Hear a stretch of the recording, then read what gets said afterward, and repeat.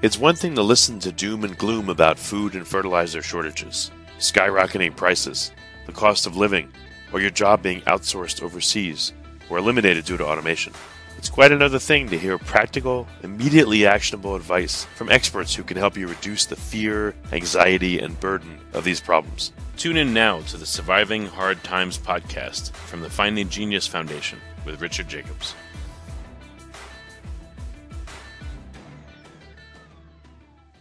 Before we begin, a note from our sponsor. I'm Richard Jacobs, Executive Director of the nonprofit Finding Genius Foundation and host of the Finding Genius podcast. In late 2016, I was rear-ended at 65 miles an hour by a truck on the highway, which sent me off-road into a ditch. The impact of the collision gave me a concussion and other injuries. At the hospital, a CT scan showed that I had thyroid nodules, which turned out to be cancer. It was then, when I had a biopsy of my neck, that I realized even if I was a millionaire, I wouldn't want a second or a third biopsy due to the pain and the invasiveness of it. And appointments at that time for thyroid experts were 3 to 6 months out. And I was worried about dying now, even if that was irrational. So because of this, I've decided to raise money to conduct a literature review on steroids, on the causes of anxiety and depression, a condition that affects well over 50 million people in the United States and hundreds of millions worldwide. Our goal is to create a codex, a guide that reveals all possible treatments for anxiety and depression for people that live with the condition, or for loved ones that have it, as my wife and my son do. To find out more about our fundraiser, visit findinggeniusfoundation.org and click on Current Initiatives. And now, to our guest. Hello, this is Richard Jacobs with the Surviving Hard Times podcast, sponsored by the Finding Genius Foundation. I have a returning guest, Dawn Gallop. We're going to talk about greenhouses, some of the nuances in them. Last time we talked about, dealing with goats and chickens and all the other animals and creatures on her homestead. So welcome back, Dawn. Thank you for coming. Thank you, Richard, for having me. If you could, again, just in case people don't listen to the other interview yet, just give me a brief background on yourself and where people can find you, and then we'll start talking. I'm Dawn. I'm on YouTube for Dawn Gallop, number 9 Farms, and I am the mom to 9 kids, and I've been homesteading since 1992. Wow, 9 kids. Yeah. God bless you indeed. That's a lot. That's amazing. Yeah, tell me about your interaction with greenhouses. We talked about, again, other aspects of gardening, but I guess you have a lot of expertise in greenhouses. Tell me a bit about how you started with them and what you learned along the way. Well, in 1997, I bought the first greenhouse. It was a 6x8, a little teeny one that I got from Finger Hut. I know, everybody laughs now. It was $1,000 back then, but it was wonderful. It worked for many years. In 2014, my husband he built a 20 by 16 greenhouse. And in the same time frame, I got a high tunnel that was 100 by 30. And so when I started with all these greenhouses, I was still even using the little teeny one, even though it had completely turned to like almost a dark color where you couldn't really see very well through it. But the sun did penetrate it.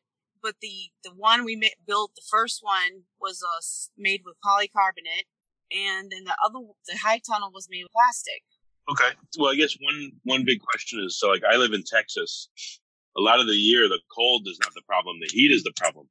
So, in winter it does get cold, but me versus someone in a northern climate, is a greenhouse still appropriate for me with modifications? Yes, absolutely. Now, I originally lived in North Carolina. We just been in the Upper Peninsula now since last November.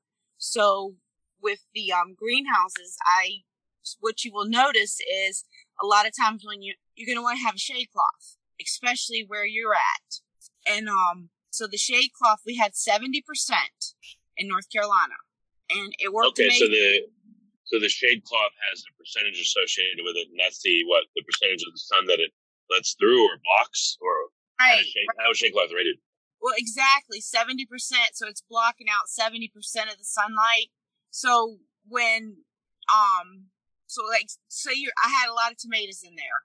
So the tomatoes, which you could always tell, like it was time to put the shade cloth on. Usually for North Carolina, though, that was around March, April. You would put on the shade cloth so that because the plants would start turning like a little yellow color, almost like they were just getting too much sun. And I knew right away it's time to put the shade cloth on. Okay. All right. And then what did shade cloth do for the temperature inside the greenhouse? How much did it improve it? Well, it lowered it a lot. What I did find with high tunnels, which is, basically it was a large high tunnel. And what I would find is that it would stay cooler. It was basically the same temperature as outside. Honestly, it was 100% the same temperature as outside. Even at night, it would drop down to exactly the same temperature that would be outside. But that, for some reason, they just grew amazing in the high tunnel. Like, even my husband always said, he said, thank goodness we have this high tunnel, because he says if I had to grow outside, it just wouldn't happen. A high tunnel versus a greenhouse, what's the difference? Just geometry, the material it's made of, or what else? Well, basically a greenhouse is a solid structure. And the greenhouse, it doesn't have, usually it's not, a movable structure or anything like that. But my greenhouse had polycarbonate panels. It had regular 2x4s, the whole 9 yards of floor, everything.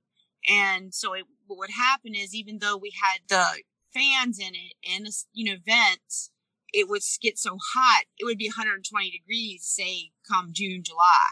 It'd be 120 degrees in there, even with the fan on. So that kind of structure, we only used that at the beginning of the growing season to have all my little seedlings in there. And then once they got to a certain size where they were ready to be transplanted, I would move everything into the high tunnel. And the high tunnel, the sides roll up and down, usually depending on which one you have. One will roll up, one will roll down. So that allows for constant airflow. It also helps the plants. So in the spring and summer, you would just have the high tunnel open all day and night, or just at night, or what? Yes, at first in the early part of the summer or late spring, I would roll the sides up every day. Now, but once it starts we would get like late June and July and August, I pretty much left the sides down all the time. And I didn't really have any trouble with critters other than a groundhog. The groundhog would come in there and eat all the beans. And it didn't even matter if I put the sides up. He found a way in because they dig. Oh, interesting. So I guess greenhouse for starting plants, and then high tunnel is a better season extender, or is it capable of going year round? Like what would somebody need to do with a high tunnel if they're in a moderate or colder climate so that they could grow year round? Well, they could take thermocloths and freeze blankets, cover up the smaller area, and that way you can like a agribon is another word for some of it, and you could cover the plants up, and you could continue to grow. You absolutely could. Well, I've heard of a thermal mass, barrels painted black with sand in them or water. What are the ways that you found help you grow when it gets really cold outside and you're using a high tunnel? Well, most of the time what I would do is I would only grow cold weather crop at that time. So once December usually came, that would be the time frame that I would get a deep freeze. And then that would pretty much wipe everything out that was in the high tunnel. Now, there was times I had already went ahead and planted some collards or turnips, many of the broccoli, things like that, kohlrabi. Okay, so you were able to grow all. You'd switch over to just winter crops, for December, January, February?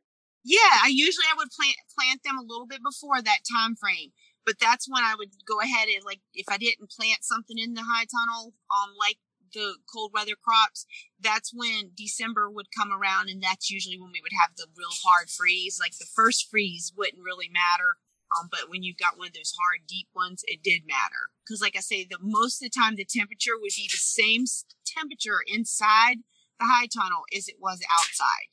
You were just shielded with that shade cloth with the sun, from the sun, a lot of the sun. But what would you do to get a few more degrees, or maybe tens of degrees more warmth in there in the winter? Well, like you said, you could do the black barrels for water, to hold that heat in. I never really did any of that because I didn't need to. Now you can run heaters too. Never ran the heater either.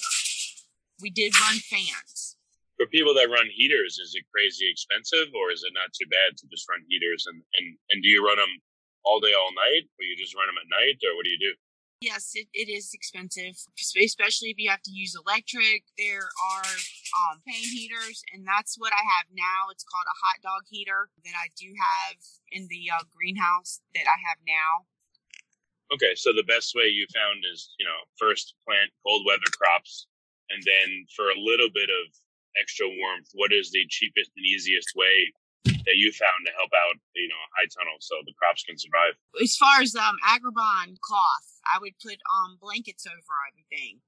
Like during the day, the agribon absorbs heat, and then at night it radiates it into the structure, or what? How does it work? Well, the agribon basically protect from frost. Even though those really cold nights, I would just cover things up. But most, like I said, most of the time I was only, and it is North Carolina now. Here lately, temperatures have changed. The agribon would help sufficiently, especially on the cold weather crops. Well, what temperature range have you found cold weather crops are okay in, and what is too cold? What temperatures is that? Yeah, I can tell you this about 25, 27, somewhere around there. Once it goes down to that, they suffer greatly. They really do lose a lot of their cell wall, and you can tell. What do you tell homesteaders that are further north? Let's say they're in New York or Michigan or places like that. What can they do to be able to grow all year round, or they just can't? You can grow the cold weather crops in there. You can grow carrots. You just need to use some freeze blankets or insulate them real well with maybe some pine shavings, especially if you're inside of a high tunnel. Yeah, that you can absolutely do that. Okay. Do you know people that are, let's say that watch your channel that have used, the barrels or other thermal masses, and have you spoken to people that do that? And if so, what do they report? Yes. Actually, farmer friend of mine, he would do that every year. He had a little greenhouse, and he would put in 5-gallon buckets full. He had painted them black, and he had filled them up, and they were all lined up and down all the greenhouse, and it worked.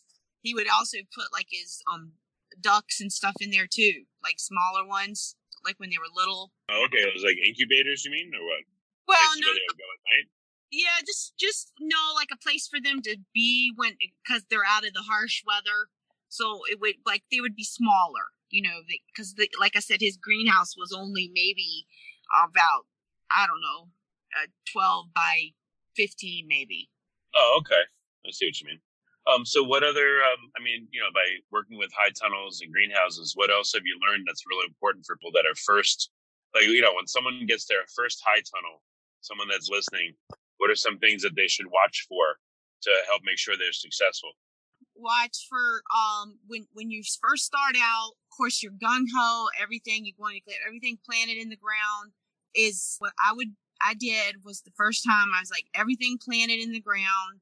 Just be mindful of where you're placing things, because that you want to do a little rotational as far as don't plant your tomatoes in the same spot every year, because that can build up, cause disease. Another thing is water can be an issue. As long as you have water that you can water the high tunnel really well, because what had happened to me was I actually got a salt buildup and other buildups. I didn't know that at the time. And when the salt buildup, you need to go in and flood the high tunnel, so that basically drench it so that it would get rid of, with rain, how it can wash everything away and it can stop buildup. That's one thing you got to watch for, because that does happen. Oh, how does the salt buildup occur, and where does it build up? Okay, so salt can be in anything. Your salt can be in your water, even though the water, whatever, even if it's just a normal thing, like minerals and things like that. And it can just build up over time, because of course you got to think that if it's not raining inside this high tunnel, there's nothing to wash away buildup.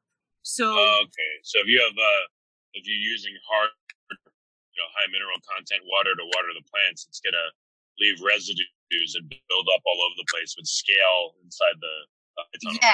Yes. So the plants, they can't grow in a lot, like boron can be one. A lot of the different types of minerals can build up. And that's one thing I did have a problem with. And that's when I switched to growing everything into pots. I actually grew everything in 5-gallon buckets for like the last 3 years. Huh. What did that do for you? Why was that an innovation? How did that help? Okay, so what had happened was I had a buildup, and like I said, I had the North Carolina State come out and figure out what the buildup was. They found out that there was a lot of things, different things, and they wanted me to flood the high tunnel. And they wanted me to flood it with so much water that it was never going to happen. And now if you can take your plastic and you can, like, say, take your plastic off in the wintertime or when you're done for the growing season, that if you don't want to continue, if you can afford to take your plastic off. A plastic is very expensive. And when you took the plastic, if you could take that off, then the natural elements, the rain, the snow, whatever, can wash away a lot of this. But they just couldn't happen for me. So I was really depressed over the whole thing because I was like, oh my goodness, what am I going to do? And then that's when we came up with the idea of growing in 5-gallon buckets. Well, how did the bucket benefit you? Like, why did it prevent scale?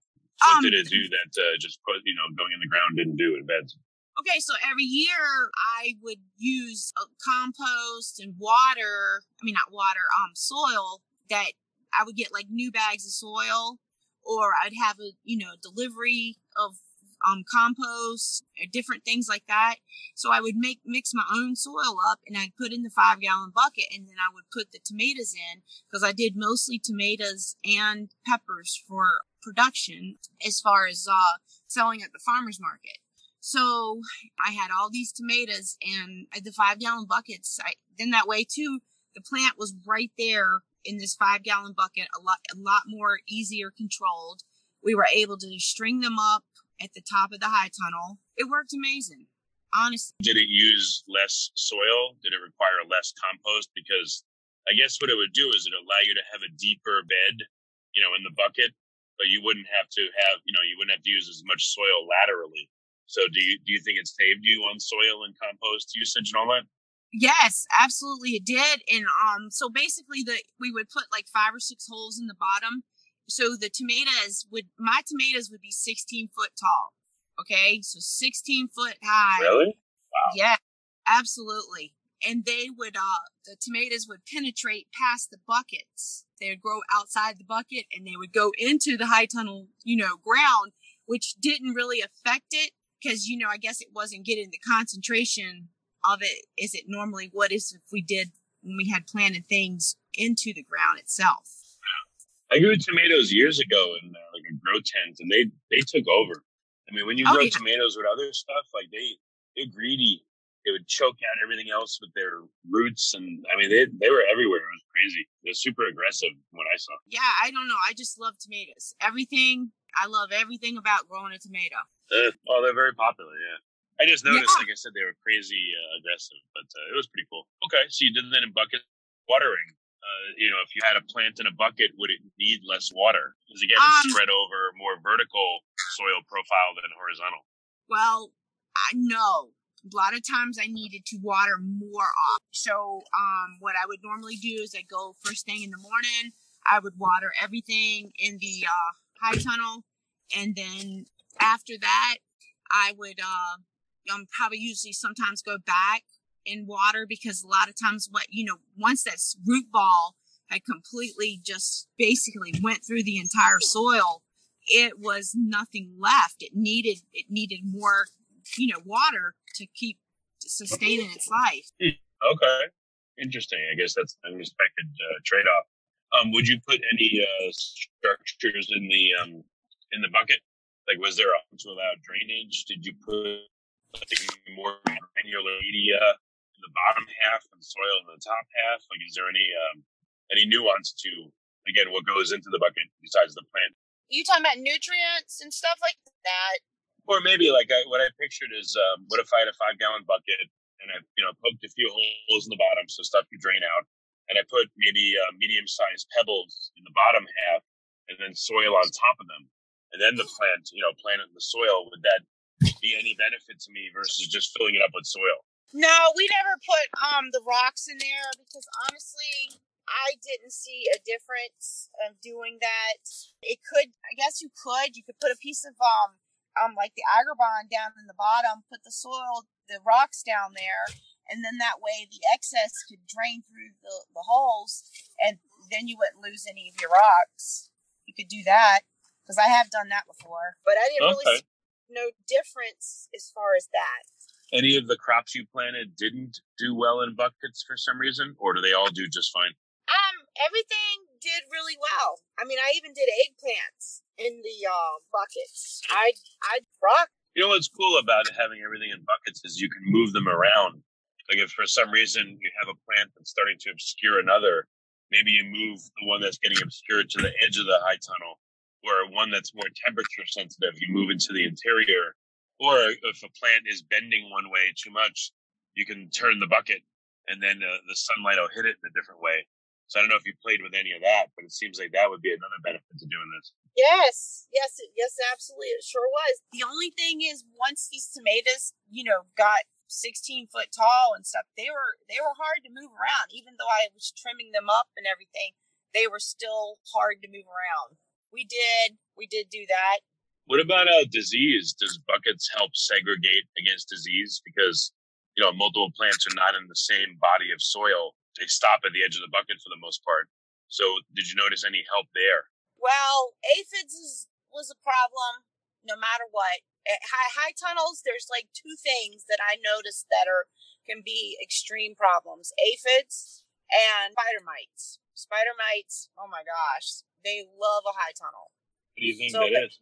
Probably because the heat is drier. They like a dry climate, and I'm assuming that's why they like. But they say the ants cause most of the aphid problems. So you'll have ants that come up and actually put the aphids there, and that they come back and eat the sweetness from the So the ant comes back and eats the aphid too.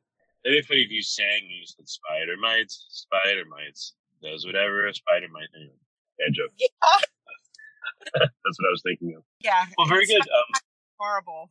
Do you have so on your YouTube channel? Do you just informally teach as you learn, or do you have any courses that people could invest in, or should they where can people go to learn more from you? Go to YouTube, obviously, but yeah. Again, do you have any formal courses for them, or is it playlists of videos, or what will they find? No, I'm not very skilled on the computer as well. Give me anything to cook and plant, but don't ask me to do any computer work. All right.